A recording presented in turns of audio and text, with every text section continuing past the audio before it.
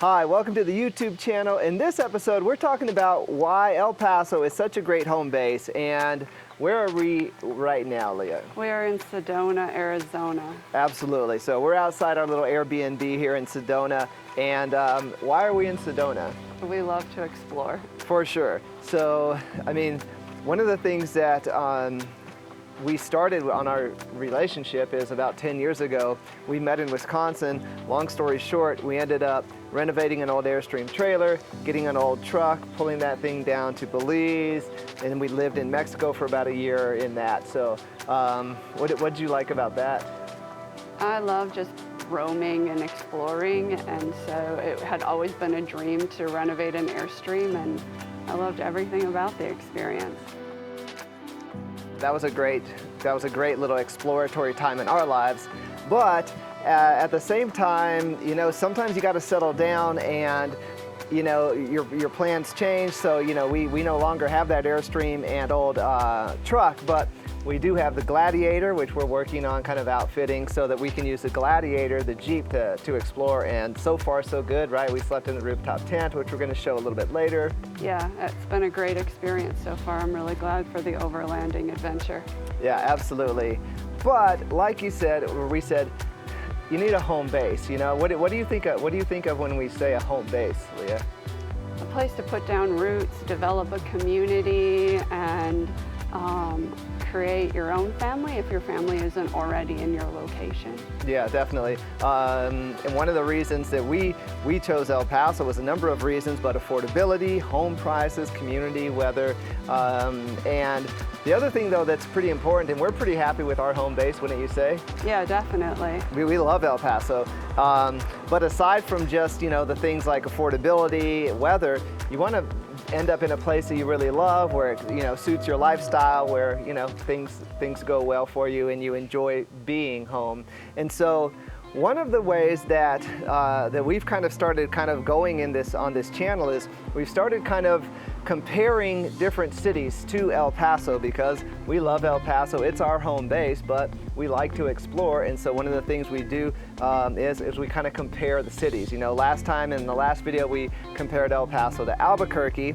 And for us, that one's a no-brainer. But as you're going to see in the next couple of videos, this recent trip, most recently to Flagstaff, which we're going to show at the end of this video here, and then Sedona, which we're going to showcase in the next video or so. This has given us, this one's a little bit trickier to compare to El Paso, because there's a lot of things about Sedona and Flagstaff that honestly we think are a little bit better than El Paso. Definitely, it's stunningly beautiful. Yeah, it's hard to beat Sedona and Flagstaff when it comes to nature and beauty, but we're going to talk about that in another episode, and really just kind of want to just talk about kind of the pros and cons of these different cities.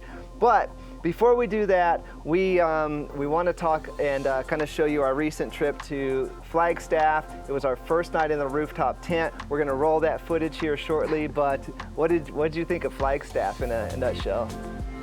Flagstaff is also stunningly beautiful. So much climbing in the area, and there are no mosquitoes, which was amazing because you could sit outside day or night and no mosquitoes. Yeah, it was great, and maybe it was just the time of the year, but I mean, it's really beautiful. We caught some drone footage of this canyon, so we're going to show that in this video right now.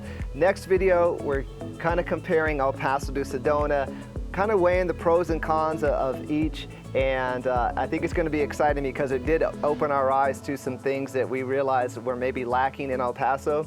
But at the same time, what we're going to talk about, since we are real estate agents, we're going to talk about home prices and things like that in Sedona, and El Paso is definitely probably the winner in that category, would you say? Definitely. Another win for El Paso is that it's a great home base to get to beautiful places like Flagstaff or Sedona in a day. Absolutely, yeah. That's what we're also kind of trying to do for our home base series, is places we can get to within a day's drive. And I think it took us about 8 hours to get to Flagstaff, and we kind of even went kind of the long way. Yeah, made a few pit stops along the way, so yeah. For sure. So without further ado, here's our kind of first little series in this trip featuring Flagstaff, and stay tuned next episode where we're going to compare El Paso to Sedona. Okay, Tuesday morning. We're running a little behind, which should surprise nobody. Obviously we got the tent, and then still working on this part of the overlanding experience about packing everything. I mean, we got some bins in here and everything, but obviously we're not really using our space back here yet. And fortunately we took out the back seats, so we got plenty of space in here, but still fills up quick.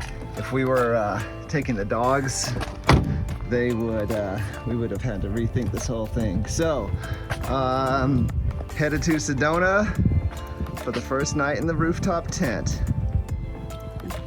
Okay, so we're about 4 hours into the drive. We're kind of like halfway through Gila National Park. We could have gone kind of south and west, but we decided to go kind of up and over. So far so good. It's pretty beautiful. It's awesome to see all the green. So, Leah, how would you characterize the trip so far? It's been beautiful so far. Yeah, got a little bit of rain. It's nice and cool. We got out of the truck just so we could feel what it feels like to be at 65.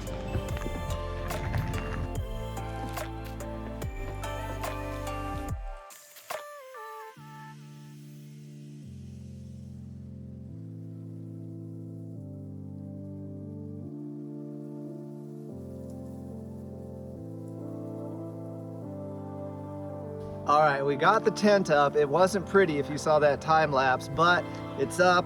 We found a place. We're just kind of outside of Flagstaff. There's this epic canyon here. We saw some people coming out climbing. So parked here for the night. First night in the tent. Pretty excited. Leah, how excited are you spending that a night in the tent? I mean, on a scale of 1 to 10, probably an 8. That's pretty high. So no pressure. Yeah, so hopefully we have a nice restful night. It's supposed to be like in the 50s, so I don't think we're gonna be too cold or anything, but we're about to find out. So we'll let you know in the morning.